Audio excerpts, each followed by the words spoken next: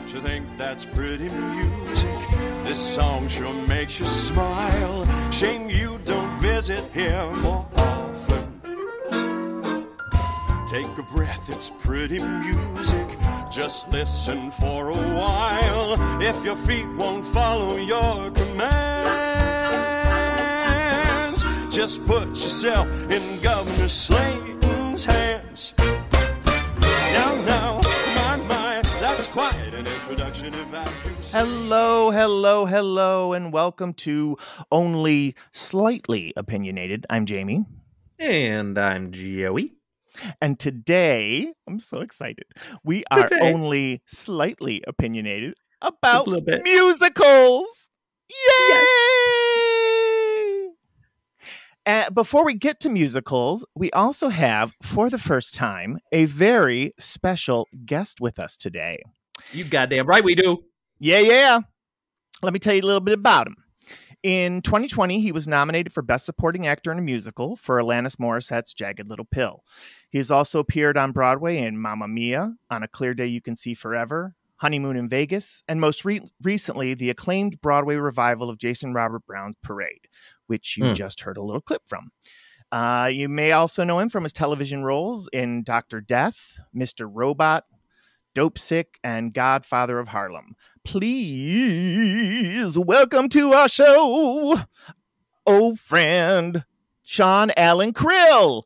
Motherfucking Sean Allan Krill, like the motherfucker on the podcast that we run, and we get whoever we want, because that's how we roll. And we got Sean Allan Krill, and he's about to go, oh yeah, it's gonna sound like this. Ooh. Hi, you guys. Hi, Sean. I'm so honored to be your first special guest.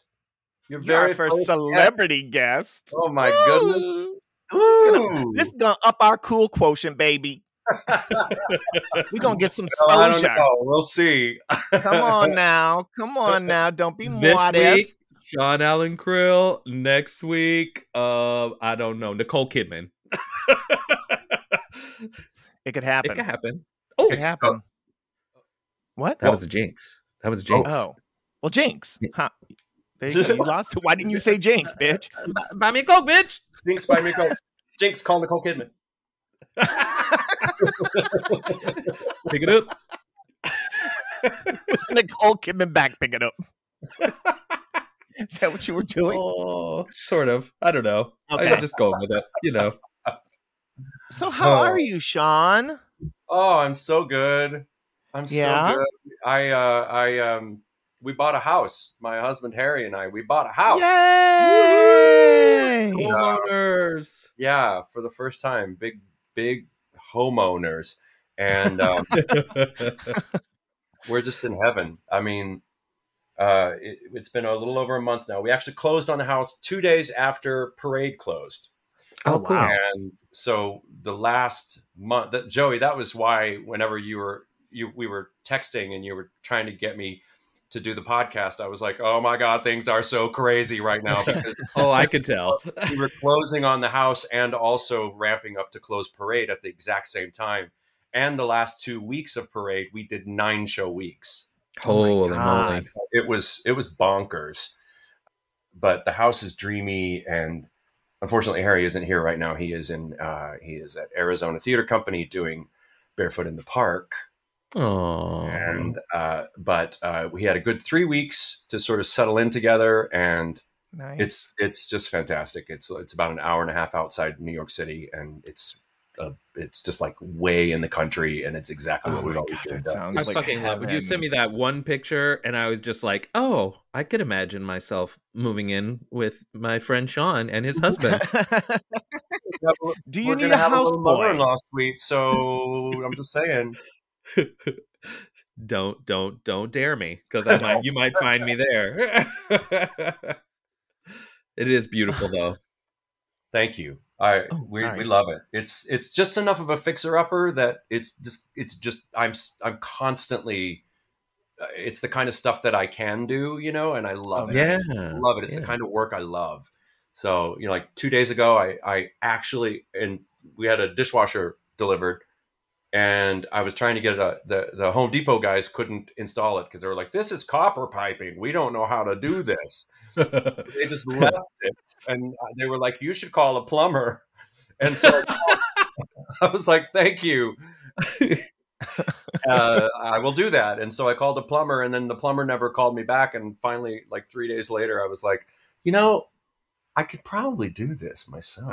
I could plumb. Yeah. I mean, I could plumb, and I did. I installed it. It works like a charm. I'm so proud of myself. You should be plumbing, little motherfucker. You. Yeah. Excuse me. Oh God! Whoa. Oh wow! Because it wasn't loud enough the first time. I didn't mean to do it the second time. The second time was an accident. I do apologize. My finger clicked when it shouldn't have clicked. I was trying to slide, but I clicked. It was a premature elimination.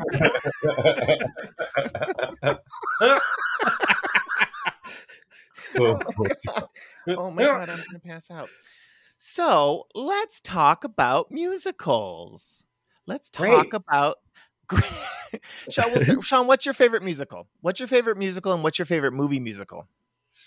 Oh God. Okay. My favorite musical, I've never, ever been able to choose. So can I just say it's a tie? Yep. Sunday in the Park with George. Okay. And Into the Woods. Oh my God, that is my exact fucking answer. I wrote it right here, showing you tied. Sunday in the Park with George. Look at that. Into the Woods. Oh my God. Ladies and gentlemen, he's showing us his diary, and in fact, he had written Sunday in the Park with George and Into the Woods. For anybody who's not watching us on YouTube. No, we don't. You can't see us on YouTube. I'm just kidding. I mean, you can hear us on YouTube. Never mind. Okay, that's awesome. Yeah, that's wild. I love that. I think they're both amazing, brilliant pieces of theater in very unique and different ways. Exactly. And I love, I guess, Sunday in the Park with George is, to me, a Valentine to being an artist. Yes, for sure. And Into the Woods is like a Valentine to just being a freaking human being and what it means to be alive. I think a lot of people, I think Into the Woods goes over a lot of people's heads and they just see it as a fairy tale. But absolutely, Act 2 is basically all about the trials and tribulations of actually being alive and how much it can cost to be alive and how much it can cost to love someone and lose someone. I mean, they all lose someone in Into the Woods, and it's just so beautiful. And then forget about Sunday in the Park with George. I mean, I mean, anybody who's ever been an artist is so familiar with that feeling of like everything I do has been done before. And what is it? Why should I even bother? Yeah. And, so I think Sunday in the Park with George is probably a little bit more of a niche piece that it maybe is, not which makes me sad because nobody does it.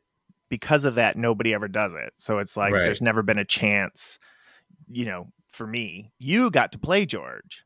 I did. Not? Yeah, she did, you piece of shit. I wish I would have seen that. Yeah, I the first time I did it, I played the soldier and I understudied George at Chicago Shakespeare Theater. And then about 10 years later, I got to go up to Skylight in Milwaukee and play George, and it was just dreamy. It was a dream come true.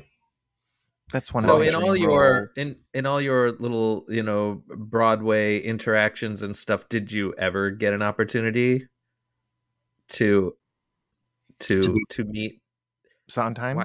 Why am I blinking? I'm just what am I even saying? What's I was like, the words are not coming out of my mouth. I may have had a mini stroke. We're at that age now. Okay. It is very possible. No, I never did. It breaks my heart, but it just never happened. I was able to go when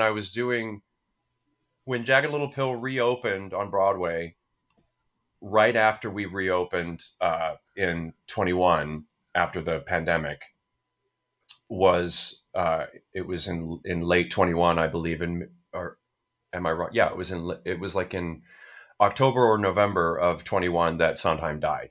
Right. And we were invited to go to Times Square and sing Sunday from Sunday in the Park. It was so gorgeous. And it was. So I just felt so honored to be able to say that I was a part of that. Yeah, absolutely.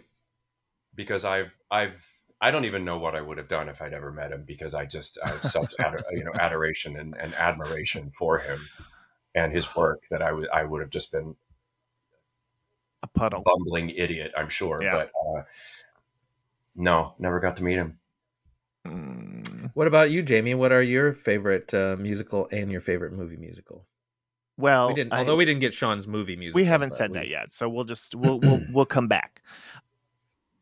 Funnily enough, I picked one, but my second would be Sunday in the Park with George. That would be my very close number 2. So if we're picking 2, Sunday in the Park with George, and then Ragtime. It's just the way that show affected me, seeing it, the way it affects me being in it. It just moves me. I still can't listen to some of the music without just absolutely crying.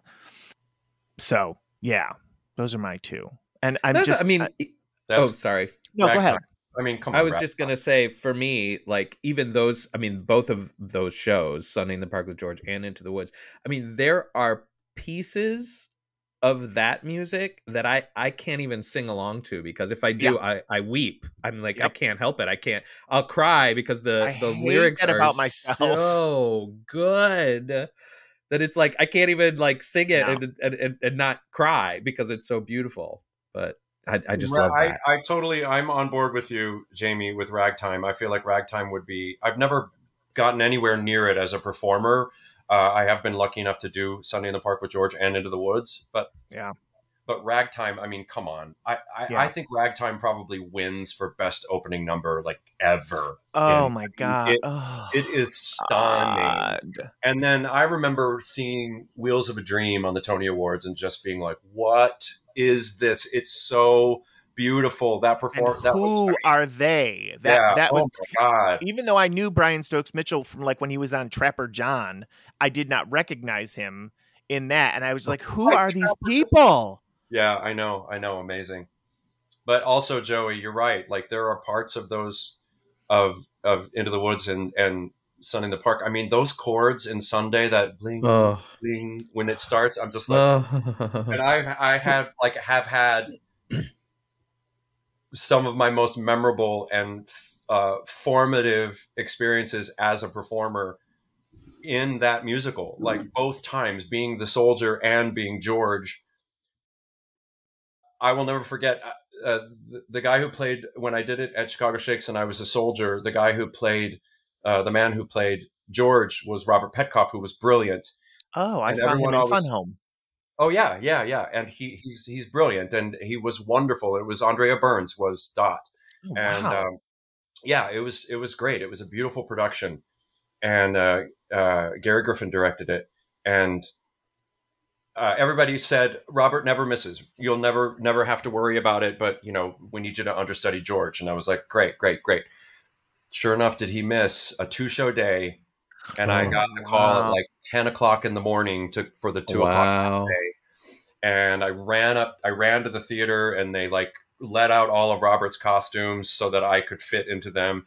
And I mean, I barely remember anything, but the thing I remember is Andrea Burns coming up to me and saying, that point in the finale when he says, Dot, I cannot read these words. Oh God. And they're your words, George, the ones you uttered so often. And then she turns me around, forever. And the whole company is there. By the blue, purple, yellow, red water, right? And I'm just they're all weeping because, there's like a camaraderie in a cast, right? And they're all like, oh my God, we just saw you play George. And I will never forget, she turned me around, and that sound, that wall of sound of these amazing performers singing at me and throwing so much positive energy at me, my knees just sort of gave out. And Andrea kind of caught me.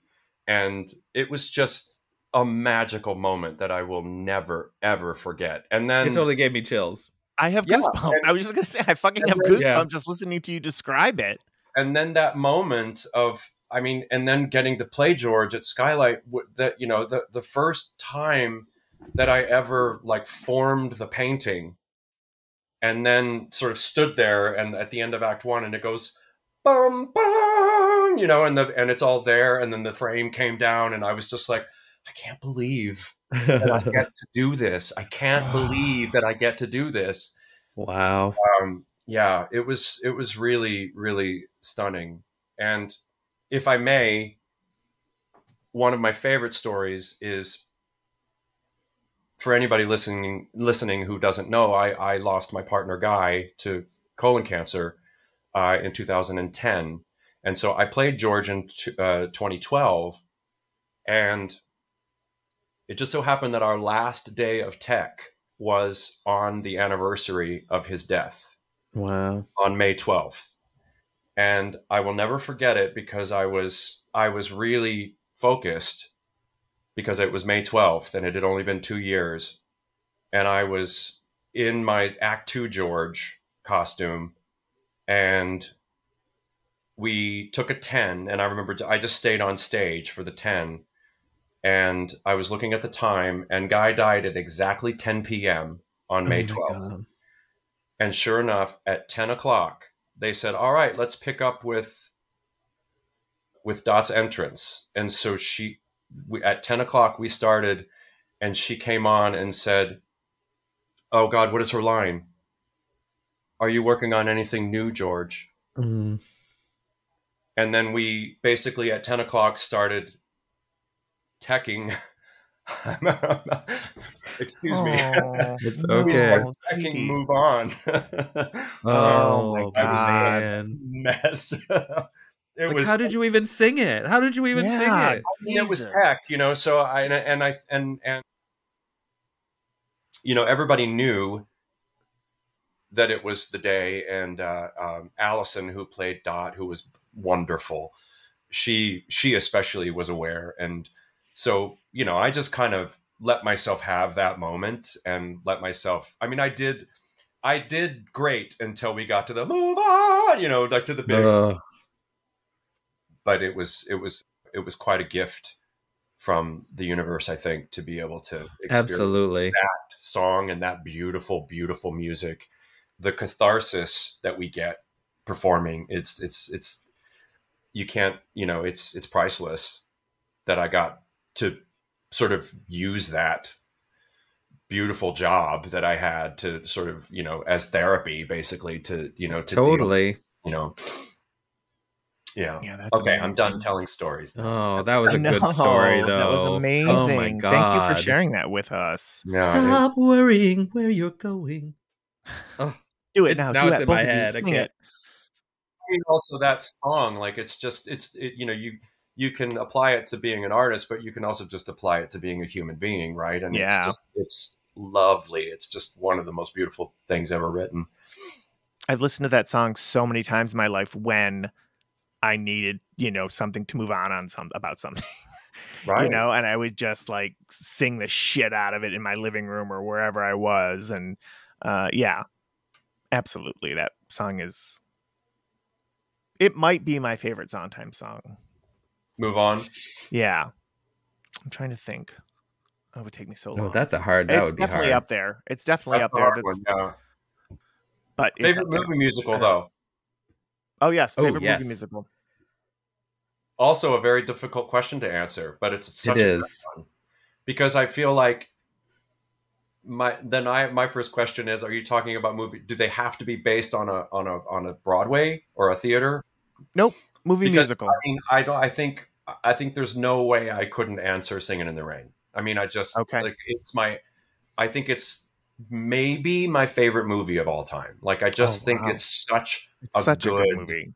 Wow. Film, you know, clearly created as a movie musical, not ever based on anything. Right. Musical. But as far as based on Broadway shows, I this is going to be a really weird answer maybe, but I love Little Shop of Horrors. The movie is such a good movie. Me too. It is such a good fucking movie. Talk about a movie musical that was so underappreciated when it came out. I mean, the 80s was not a good decade for movie musicals. I mean, No. people weren't having them, but it is so good. Yeah. It's so good. I think I saw it like 4 times when it came out. Oh, for sure. I like contributed to the bottom line of that movie. Yeah. Have either of you seen? They released a Blu-ray not too long ago of it that has the original ending. No, because the movie differs from the musical quite a bit. And I mean, spoiler for everybody who hasn't seen it, I guess. But in the musical, in the play stage show, Audrey dies, and then Seymour feeds himself to the plant. So then they become part of the plant, and then they sing, "Don't feed the plants," and the plant wins and takes over, and And in the movie, she lives, and they defeat the plant. But they filmed the original ending; it just tested very poorly. But it's on the Blu-ray, and it's so much better. It's so much better. Well, and they did. Do you remember if? God, I would love to see that. I've never seen it.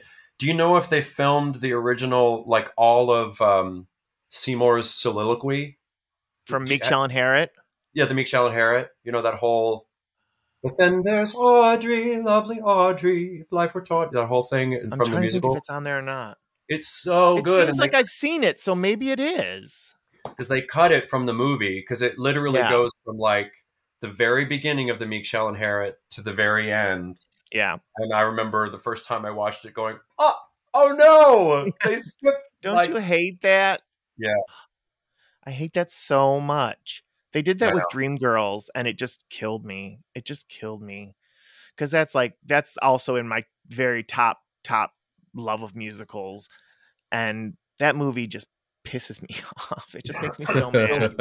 I don't know Dreamgirls the musical well enough, so I wasn't really aware of what was cut and what was added and all that. I said the same thing because I'm also Jamie has said that to me before, but I'm like, I liked the movie because I didn't really know the show as well as probably a lot of people did. And the I thing just really is, also didn't like Beyonce. Oh, sorry, go ahead. Oh yeah, I do think there's validity in the fact that a movie is a very different beast than a stage show. So I do understand the idea of like some things just have to change because it's a film. And the theatricality of a piece might not translate.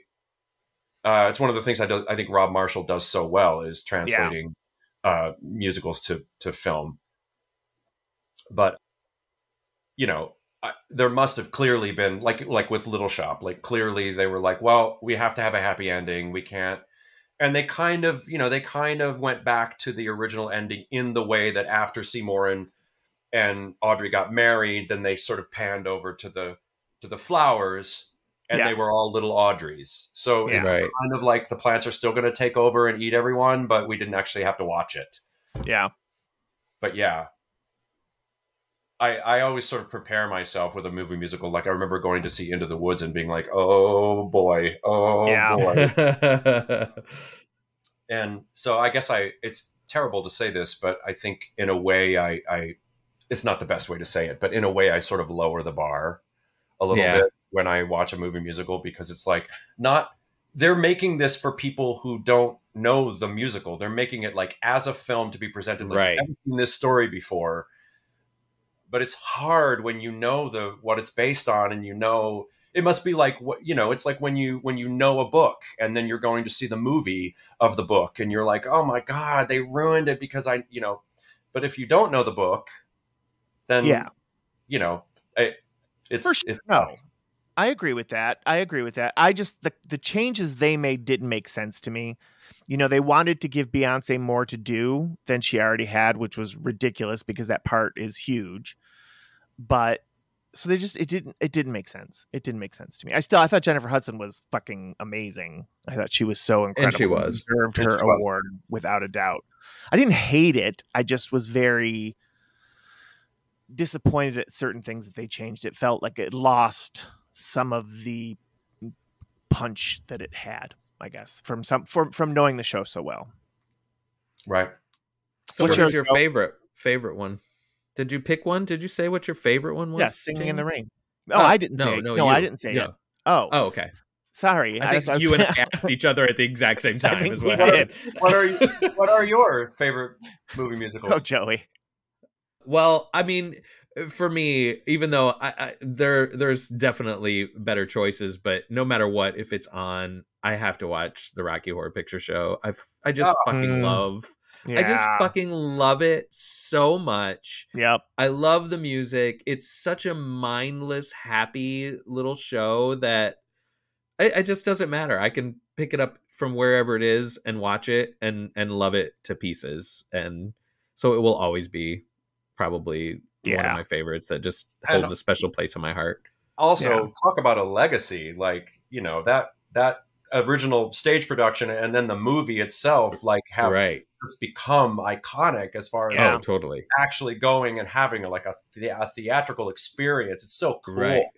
Yeah. Did you ever do it? Did you ever actually go and watch the movie and like throw the toilet paper and all the things? Yep. I did. That's how I saw it first. Yep. Oh, fun. I took my grandfather. Yeah. Oh, it's so much fun to shout all the things out. I know. And the guy crawling up It's just so much. It's like a whole experience. The whole show, everything. Did you dress up, Joey, when you went? No, when the first time I went with my brother, no. I didn't either. I mean, I would have if I would have known. Did you dress up, I didn't really know what I was getting into. I don't think I did. I don't think I had any idea, or I had no clue what I was in for. I was okay. Being like, this is so cool. I knew because my sisters had all gone and seen it, you know, millions of times. They never dressed up, but so I was like champing at the bit to get to see it because they would play the music, and of course I was, you know, I love musicals, so yeah, that movie is fantastic. Yeah, it's just so, and I love that people like Susan Sarandon are still like, she's not ashamed of it or you know, denies it. Not deny, you know what I mean? Right. I love that she still embraces the fact that movie. It's so awesome. They're doing right now, or it's coming up, I think this month in Charleston, in South Carolina. They're doing a shadow production of it. Oh, they're doing it at the Fox. I mean, Fisher. And they're doing it here, and Barry Bostwick is going to be there. I think so. I think it's the same thing. I was like, that's so fucking cool that he's still, you know, like supportive enough to be like, I'll go. Yeah, whatever. I mean, it's not like he's like running around in his own private jet or some shit that he's got. You know? Right. It's and like, not like doesn't he's have much so else busy. going on right now. No offense, Barry. I'm sure you got lots of very important things going on. You know he's listening. You know he's listening. Of course, he's one of our loyal listeners, Barry Bostwick. He is. Can I get an amen? Your turn, Jamie. Your turn. I think mine, at least for, I think mine could be controversial. I don't know. Oh. But because people who love the stage, this is sort of what you're talking about in a way. People who love the stage version hate the movie version of this one. Okay. I love the stage version. I love the movie version because the movie version is completely different from the stage version. And that's Hair, Milos Forman's Hair. That's another one. Whenever it's on, I have watched to the end. I still cry. It just affects me. I remember seeing it in the movie theater at the Roseville Theater with their rat-infested movie theater. I saw it there. It was a second-run house. Wow. It just moves me, and it is a completely different story from the play. The play has one story. They took the songs and the character names and they moved them over, but then that's it. Milos Forman then made a completely different movie, still about hippies and all of that, but I think with much more power than the play does. I don't know the play version, so all I know is the movie, and I love the movie. Yeah, the play. It's just the play is sort of almost like vignettes in a way. It doesn't make a whole lot of sense. It's more about the music, whereas, and it would have made a terrible movie had they kept it the way it was. There was no way. There's no way to. Yeah. Except I love that. I love it just because that was something from being a kid. They would always play it at Easter time, and I would watch the shit out of some Godspell. Right. So, but it's not. I mean, I agree with you. Godspell for what it is now as an adult, but I remember the first time I saw it being like, what is happening? Right. Yeah. I was like, is this a real movie? Is this if you're looking a real something linear? Then you're like, it's not really it's not what you're getting at all. No. Which it's why it made me think of it, because you're saying like more vignettes than yeah. Yeah. It's like, you can imagine that it was probably one of the first times somebody had that cool idea of like, we're just going to have a troupe of actors on stage with a trunk and costumes, and they're going to pull things out and they're going to it's going to inspire a song. And tell Bible stories. That was so cool in the 60s. If I would have been in that room, I would have been like, motherfuckers, please. You know how many times this trope is going to be used from now on? You're destroying. But you know what? For God's sake. I just thought of, I had completely already forgotten about the new version of West Side Story.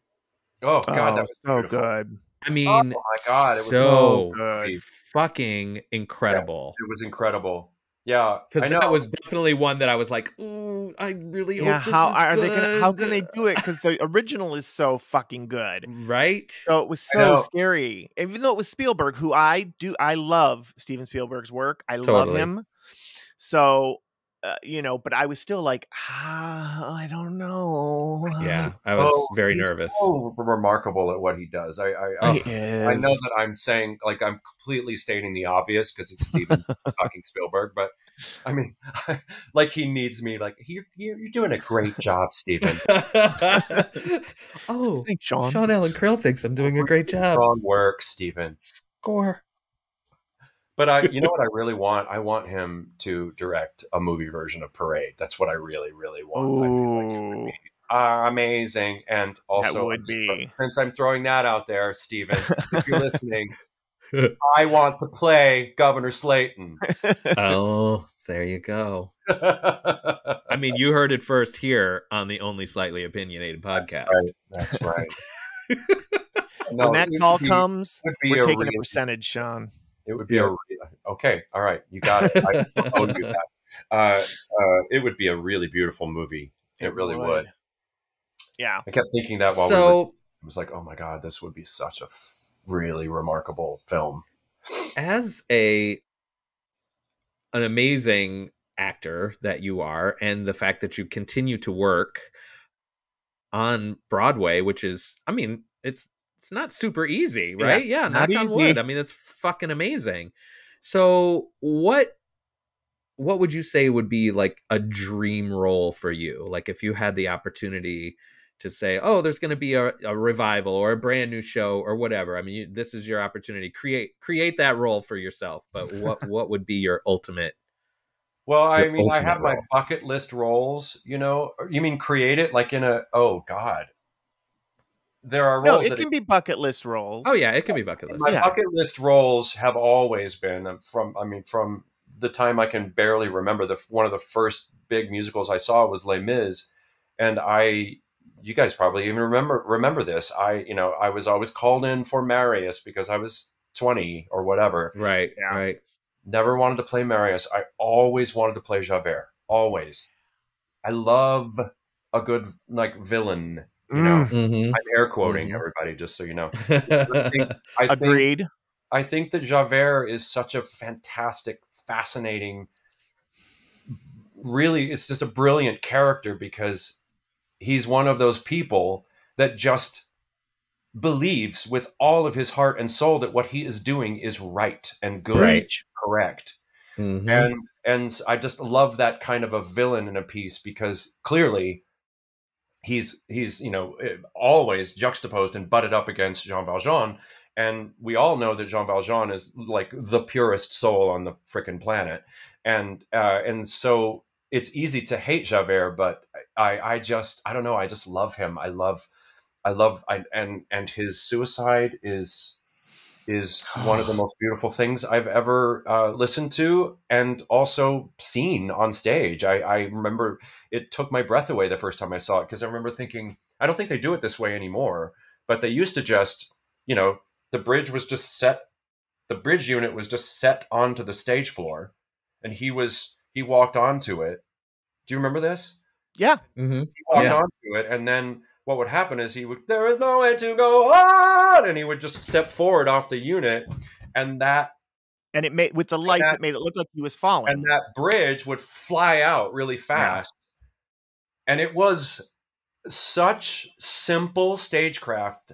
And then of course the lights were swirling like he was in it was in the river, and it was just it's just one of the most beautiful. It's also musically stunning because it sounds like he's just screaming and then the music goes and it matches that weird note that he I just love it so much. It's very cool. I would kill, and I feel like TikTok, I've got 2 minutes left that I can still play Javert. No, you've got a while. But but now I'm going to say, since you played George, which I want to, hate you for, I got to play Javert. So it was, at Stagecrafters, just community theater folks, nothing, no big deal, but I got to play it, and I actually fell from a high, bridge onto a big, huge mat. And frankly, it was not the most safely done thing. I'm lucky I didn't break my neck, but I didn't, thank God. But yes, singing that note and doing that and getting to sing that music and really, really coming to understand him as a character, that he's not a villain, that he is just, like you said, he just believes. He believes, and he's just doing his job. He is doing what he thinks is right.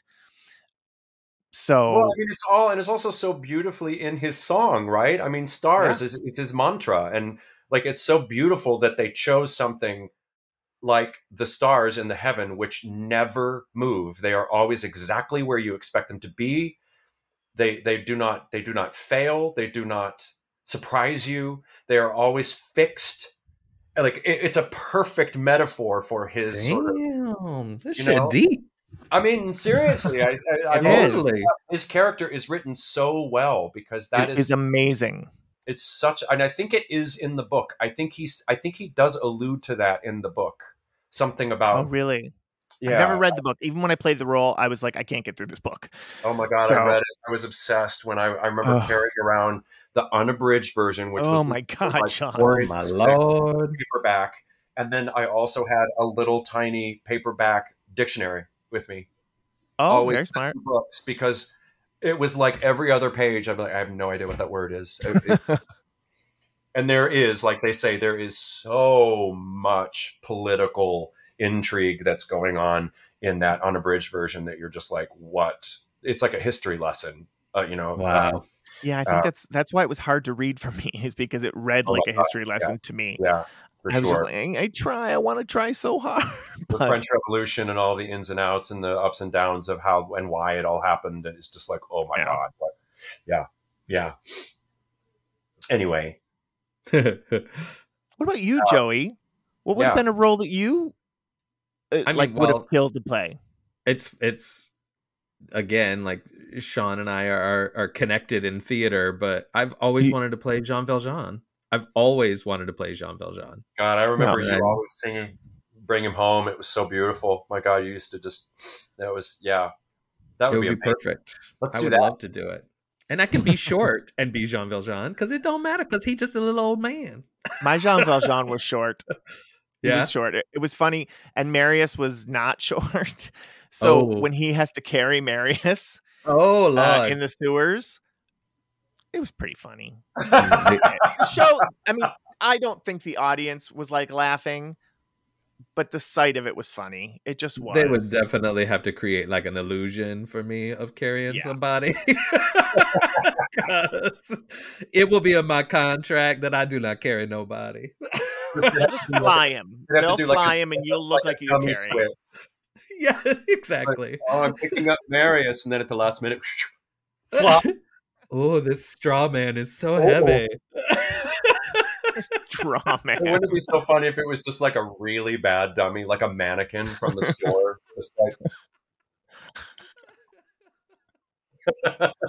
Tonight at Park Place Players, Les Miserables. I would go to see that. I would be... Okay, so now it's your turn, Jamie. What is if you could put Jamie Richards all up in a show, any role, what would it be? I've been very lucky to have gotten to play a number of my bucket list roles that I had for a long time. My mind is completely blank. Honestly. That's a first. Yeah. It's not the mind. The mind's usually blank. I don't. That's probably a really good sign. You have like the fact that you've been able to play a lot of your bucket list roles is pretty remarkable. That's true. Yeah, I can't think of any George and Sunny in the Park with George, definitely one. But I just know that I've aged out of it now, so I don't hold on to it anymore. Right. I'm I'm okay with it now. Whereas at a time when I could have done it, I was just, right. Oh, somebody do this fucking show. Yeah. So it's not my number one anymore. I really want to play. This is just a recent thing, but I really want to play Barry in The Prom. Oh, okay. Yeah. So I'm hoping Village is doing it later this year. So I'm going to audition. I don't know, but I'm hoping other theaters do it too. So I'll have different chances to do it. So we'll go with that. We'll say that's my number one dream role ever. No, I would love to do that show. That's a dream role now. Show. Oh my God. It's so fun. I didn't love the movie mostly because I fucking hate James Corden so goddamn much.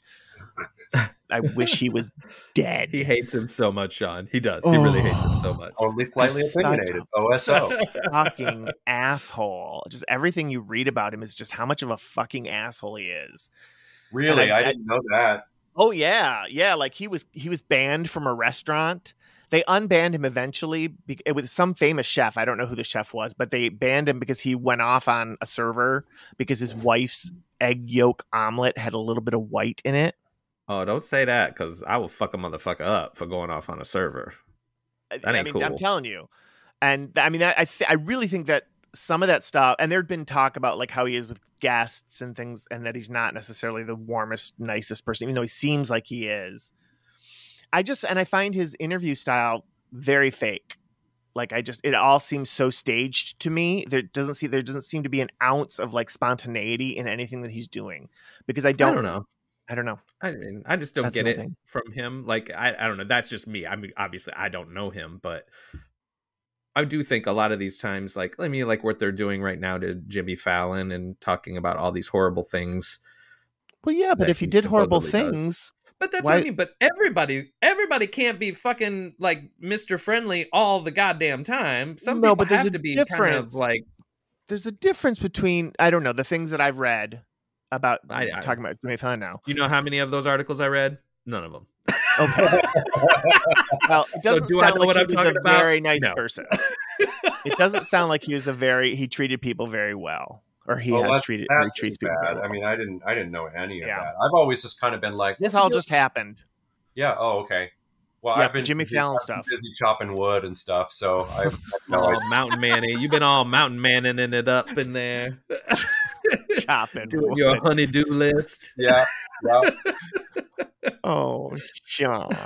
All loved up. It's going to make you really mad, Jamie, but to go back to Sunday in the Park with George, it's possible that I might be doing it again. Really? As a concert for this theater in Chicago called Porchlight Music Theater. Oh, I know Porchlight. I've seen stuff at Porchlight. Yeah. And I think I'm going to be, I mean, I did not say this on your podcast. I am saying it. But Jesse Mueller and I are trying to work it out that we are able to do this concert in the spring. So we're hoping that would be amazing. Yeah, have a tape recorder so that I can hear it sometime. Not that people do things like that ever in the real Broadway industry. No, they're too good. I got to think about working that back up. Oh my God. Oh my God. Oh my God. Okay, so now we're gonna do this thing. We're gonna move on a little bit from musicals for now. Move on.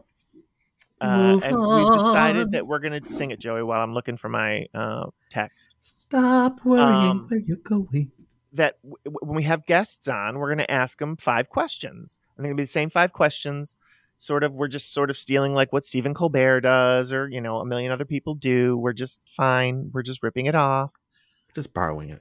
But they are not hard questions. Okay. We're not trying to trick you. Okay, We're good. not trying to trip you up. Good. Senator. Good. So I got this. I can do this. why don't you start him off, JoJo? Number one. Now, this is gripping, okay? People who tune into us, Okay. they want to know more than anything the answer to the following question. Okay. Sean Allan Krill, what is your favorite condiment? Mustard. Period. Ew. Oh. Ew! Nice. Oh, come on. Joey. Mustard. I would say mustard. Want to know too. why? Yes, tell us why. Mustard is a very natural, like it is actually exactly what it is. It's just like crushed up mustard seed, right? So Yeah. it is not ketchup, it's not mayonnaise, it's not fucking sweet sauce. I can't stand ketchup. Like I'm like, I want this big, beautiful, savory burger. Could I have some sweet sauce on it? What is that? I don't understand it. I hate ketchup so much. And mayonnaise is just basically like, well, here, please add some fat to my whatever I'm eating. Yeah. Like, I would like to just actually smear this onto my love handles right now. I would do that. As you can see from looking at me. Although I do not fully understand your logic, I do concur that both mayonnaise and ketchup are foul AF. I just cannot stand them. What's your favorite condiment then? Me? Yeah. Oh, yeah. I don't really have a go-to condiment. I'm just like, I don't know. I would go without then before I would put mustard or ketchup or I have all mayonnaise. mustard all the time. I'm like dipping fries in it, dipping like chicken sticks, like everything is with mustard. And in lieu of nothing else, I would do hot sauce. I would put hot sauce on everything. All right, yeah, that counts as a condiment, right? Yeah. Mm-hmm. Yeah. I love a hot sauce story too because it's all about the flavor. It's the flavor. Yeah. Bring the heat. That was gripping. I hope that I'm telling you, gripping as the question. They only become more gripping as we go on. Oh, so, yes. Oh my all God. of our listeners are tuned in right now. They have an all ear pressed. 3 of them. Who all probably know you anyway, so not really that exciting. But all right, Jamie, go on with the next question. What are some of your pet peeves? Oh my God, pet peeves! I actually listened to most of your pet peeve podcast. I got interrupted, but I'm so with you on. Oh God, there are so many. I think there are a lot of New York pet peeves I have. I cannot stand it. Please, anyone, if you ever visit New York, the time to look at your phone is not at the bottom or the top of the subway steps. If you're looking at your phone in general, anywhere you go, pull over. Pull over. Just, so I have that pet peeve for sure. Like basically just think of New York City sidewalks as traffic. If you're going to stop, move over because you will get run over. And also, it's not the place for you to walk hand in hand with your loved one. It is not. No. And just being behind slow walkers. Everyone behind you hates you and hates your love. I think that's whether they're in New York or anywhere. It doesn't matter. Yeah. Just get out of the way. Oh, look at those 2 guys holding hands. I fucking hate them. Get out of the way. Can't you see this is single file right now? Oh my God. I also have a problem with like parents who use their baby carriages as like battering rams. That tends to happen a lot in New York City too, where they're just like, and they will literally like push their child out in the street first as if like everything will stop for me because I'm a parent and I have a child. And I'm literally thinking your child is going to get hit by a bicycle. Your child is going to get hit by a scooter. So it's one of those, it actually scares me, and so not only it's not, it's a little bit more than a pet peeve. It's a little bit like oh my God, you idiot. What? You're pushing your child into danger. doing?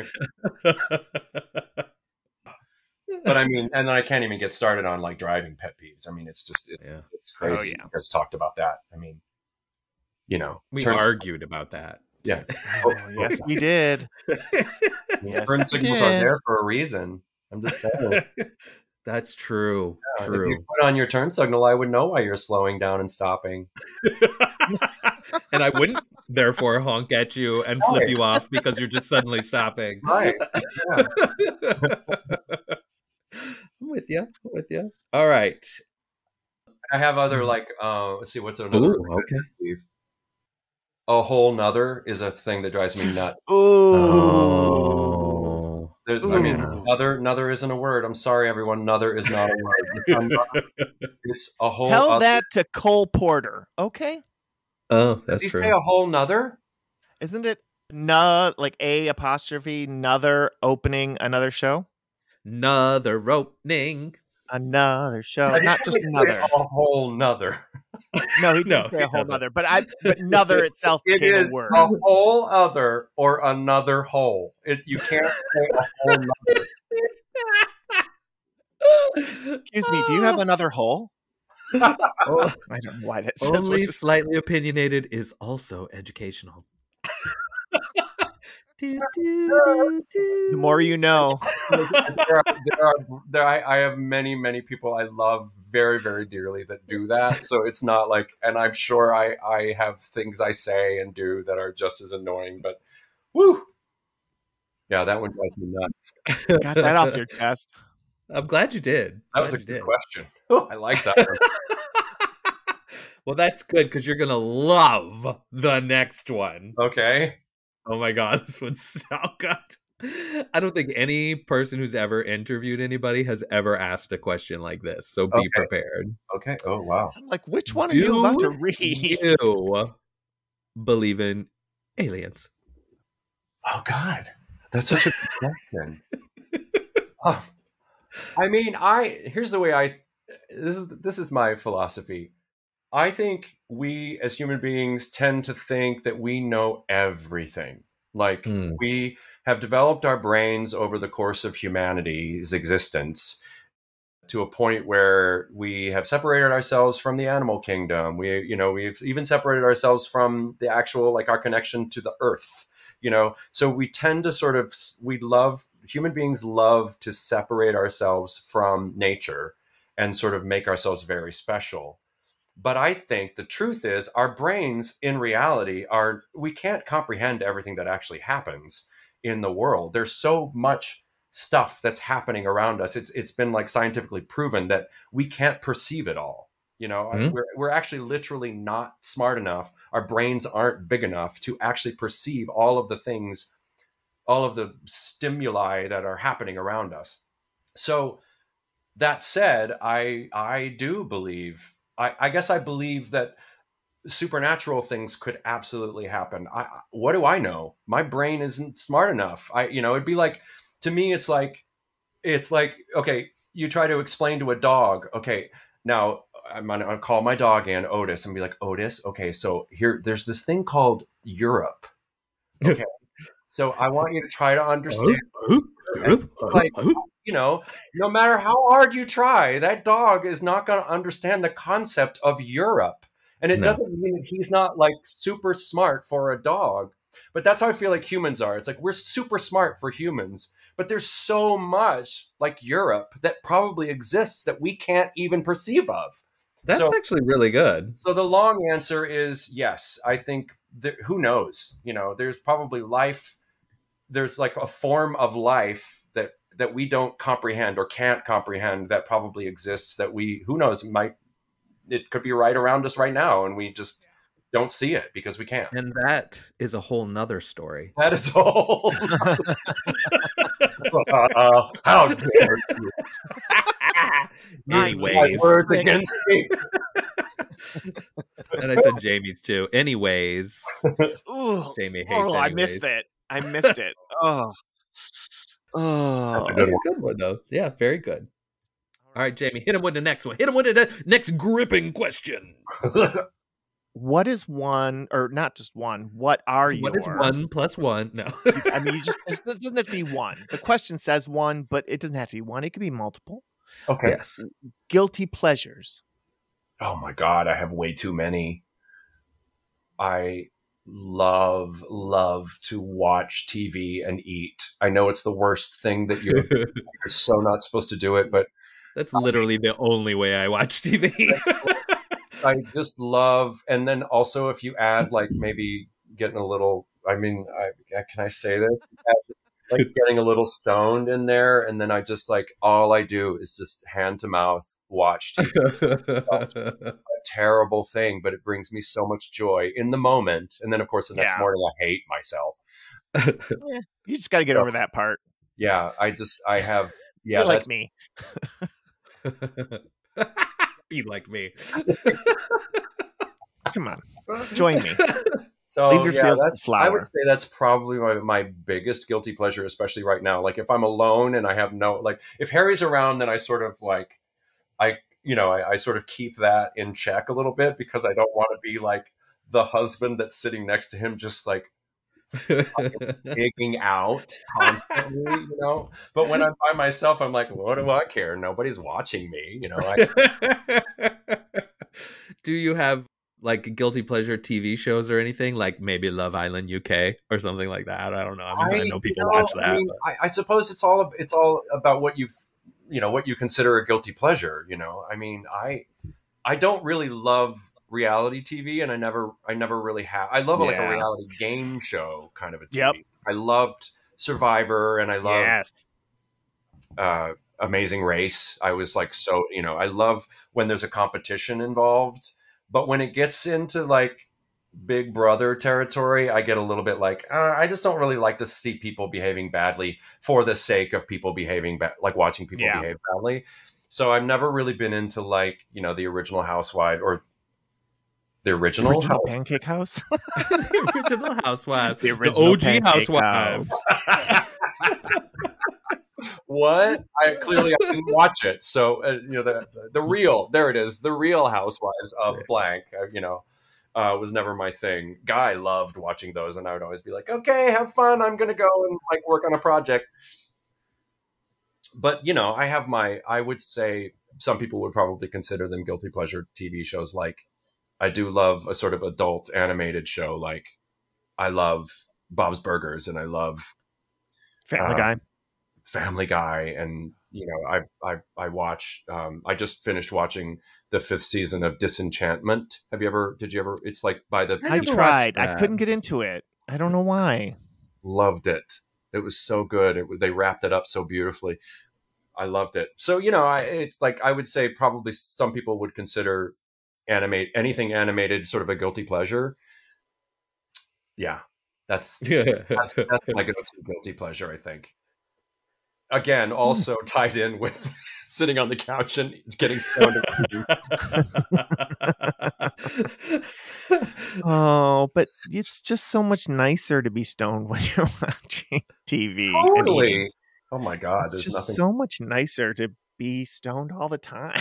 You're just so impressed with everything. Like, I know. Oh my God, the way they did that was perfect. Oh my God. It makes television shows much more intense. Like, because you could be watching a show and being like, oh, this is a pretty decent show. I kind of like this show. But then once your edible kicks in, you're like, oh my God, this is the best fucking show.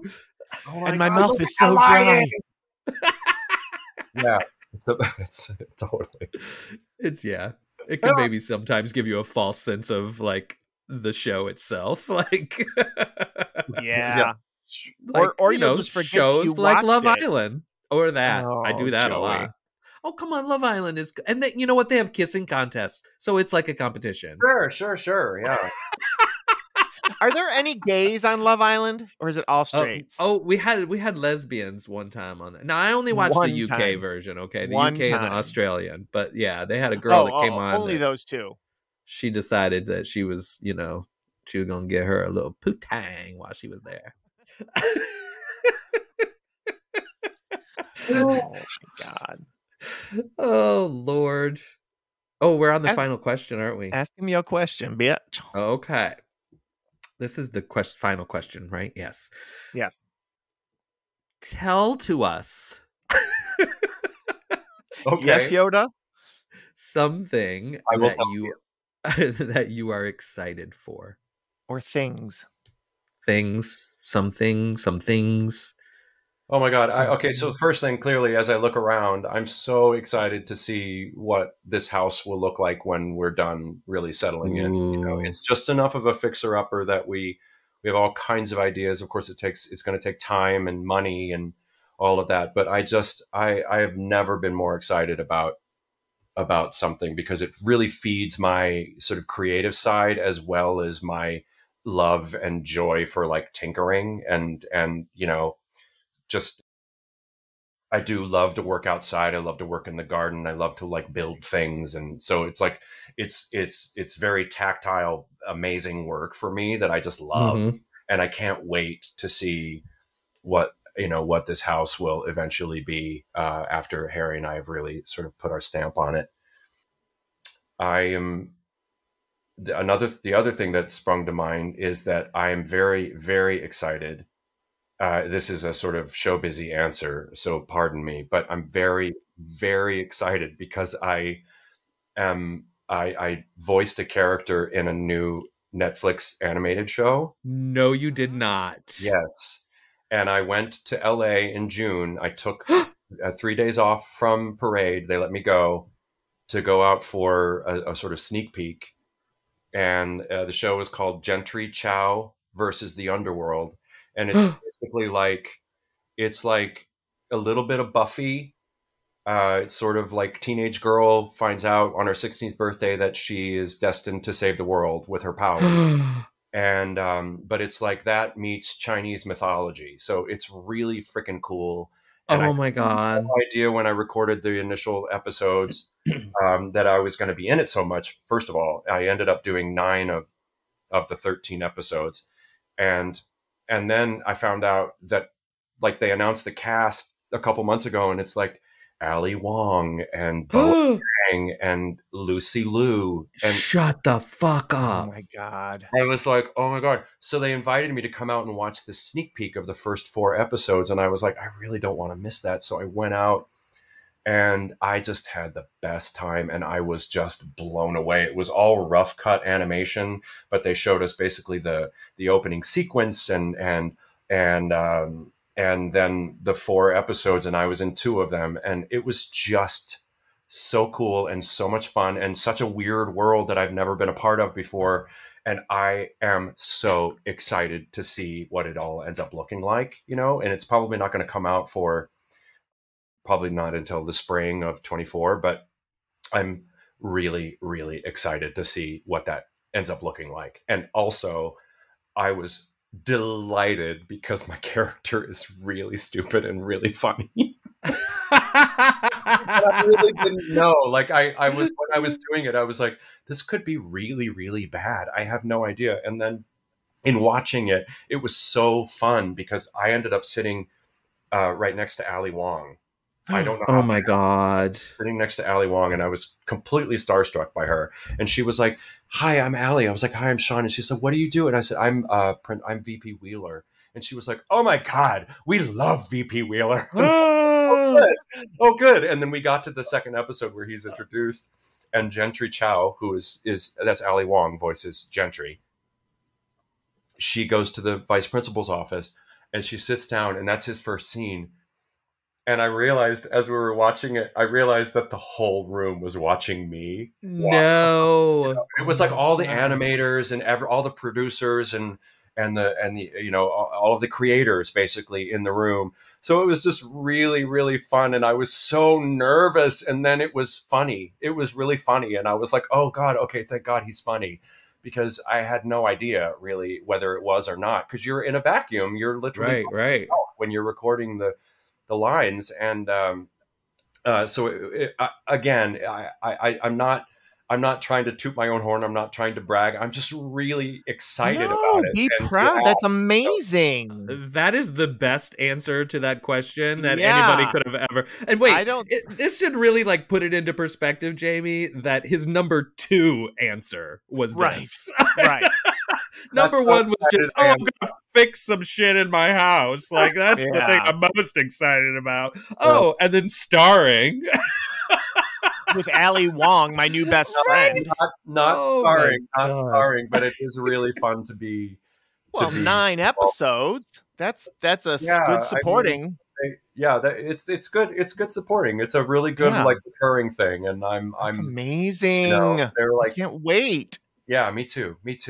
It's going to be on the Netflix at some point. So. That's so exciting. Ali Wong must have a contract with Netflix, like a development contract, because she does a lot of stuff there. I know.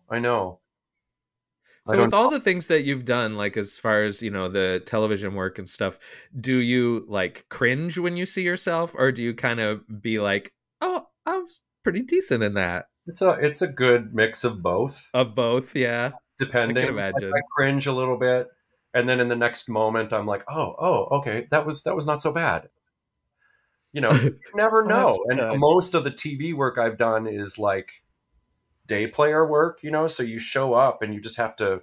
It's really a crazy experience because it's akin to like walking into the lunchroom, like at a new school. Oh, and but you're literally going to be there for a day, and so it's like, where do I sit? Like, right. Am I cool enough to sit with you, or am I allowed, am I allowed to talk to you, Michael Keaton? I don't know. And did you? Come on, give us the dirt. Oh my God, that was Dope Sick was an amazing thing because I had no idea what I was doing. Again, like filmed when it's out of context, you really don't know how it all fits, Yeah. And they were very cagey about releasing a script, so I really didn't know how my role fit in. And Danny Strong, the creator of that, I had worked with him on Chess at. He wrote the new book for Chess that we've been working on now for like over 5 years. And so I had developed a relationship with him, and he's just such a great guy. And he was like, I really, really want to use you in one of my shows. And I was like, okay, Danny Strong, whatever you get. Whatever you want, Danny. And so it ended up happening with Dope Sick. And he was like, it's a really small part, but it's a really effective part. And I just think you'd be great. I think you'd nail it. And which you did. That's awesome. Well, thank you. So so I went, and again, it was the height of COVID. Fun fact: the first time you see me in Dope Sick, when I am speaking to all of the sales reps, was January 6th. Oh wow! Yeah, that was all happening. Like anytime we would take a break, we would go and sit, and we're like, "Do you see what is happening at the Capitol right now?" Holy! I feel bad, Sean. It kept you from going out there and being a patriot and showing what you were capable of. I know. I really wanted to take back the real. Oh, I can't even. Whatever. What was it? Like we didn't win the election, or they didn't. I don't know. We stole the vote. Oh, that's yeah. Yeah, so it was the height of COVID, so there weren't a lot of people around. Like even in they filmed it really well because it made it look like the room was full of people, but it really wasn't. And they were all sitting 6 feet apart, and we were all they were wearing the big face shields and all of that, and so I had no idea that. Then I watched it in context, and I was like, wow, this guy. Now I see why he said it was so effective, is because he's the first person you hear basically talk about a big lie. The first person to say the big lie, to say less than 1% of people become addicted to OxyContin. Right. I just the first time I saw it, when I watched the series, I was like, oh my God, wow, this is. And also I was a firm believer that this guy had no idea he was lying. Because it was really only the high ups that knew it was a big lie. Yeah. Yeah. But Michael Keaton. Okay. So we get to my second sort of weekend of shooting, and I completely shot my speech that I do. And then Michael Keaton got up and did an interview on stage, and I had to be watching it, and they filmed me watching. And then I was done. And I was like, why are they keeping me? I don't understand. And then Danny calls me in to their little corner where we were filming with Barry Levinson, the director. And he's like, yeah, so Michael's supposed to be surrounded by a bunch of people at the bar after his interview. And we just don't really feel like that's specific enough. So I was thinking maybe you could just be standing at the bar with him and just sort of chatting up with him, chatting it up and congratulating him on his interview, and just make something up. And then Carolee Carmelo, by the way, I got to be in, I did Mamma Mia with her. She was my Donna I was her Sam, actually, on Broadway. She was my Donna. And so it was fun. It was a little Mamma Mia reunion. That's awesome. And she was supposed to come up to this big group of people and say, excuse me, I'd like to steal the star of the show away. And so he's like, so maybe just stand there and sort of say, like, you did a really great job. I've seen a million of these. You were wonderful. And then Carolee will interrupt you and take him away. And I'm smiling and nodding and going, yeah, sure, I'll do that. And inside I'm just like pooping in my pants. Oh, totally. You want me to stand at a bar and improv shooting the shit with Michael Keaton? Holy shit. And so sure enough, I get up to the bar, and we're standing there, and he's, we take off our face shields and everything. They come and they say background, and he's just like looking in his, like, at wherever he's looking to think about his character. And he looks like he just hates everything, because now I realize, for a second, it looked like our connection was lost or something. So now I realize that he was just preparing his lines, and also that his character is really going through it. But I didn't know that. And so he wasn't looking at me, never greeted me. And then they said background. And then he looked up at me and smiled and put his fist out and said, hey man, how you doing? And so I punched his fist, and then they said action. And he went, I was so nervous. And so I just started riffing with him, and then Carolee finally came and saved me.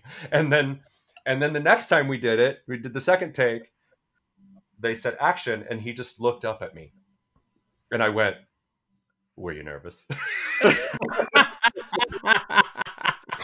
And that's what they ended up keeping. That's what. Oh no way! God, yeah.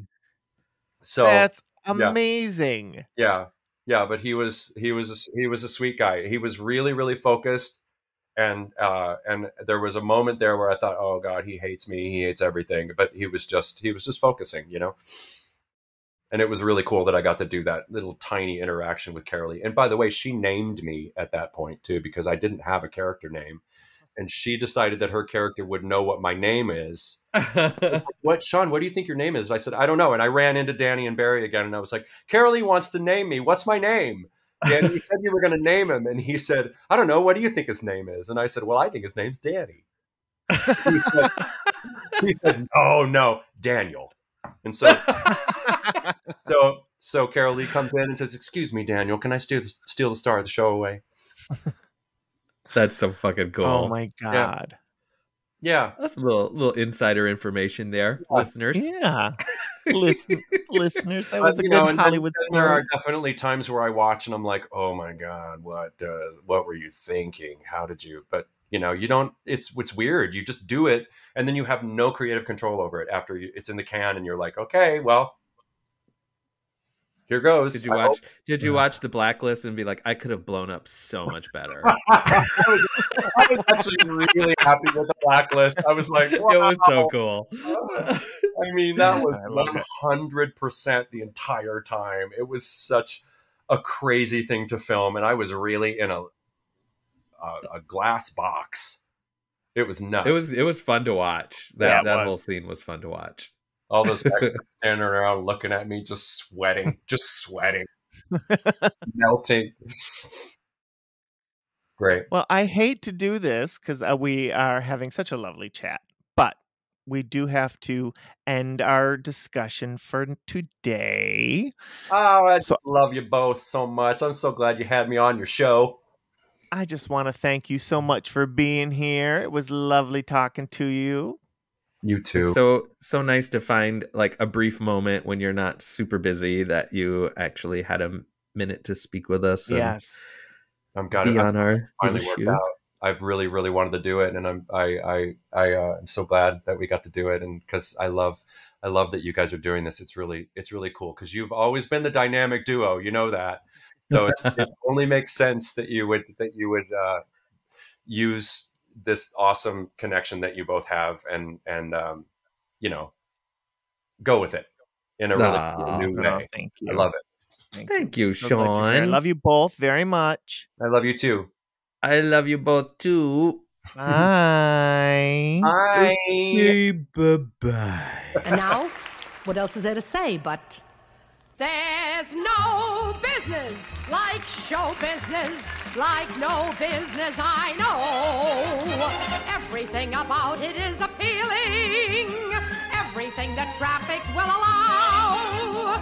Nowhere could you get that happy feeling when you are stealing that extra bow. There's no people like show people, they smile when they are low. Yesterday they told you would not go far.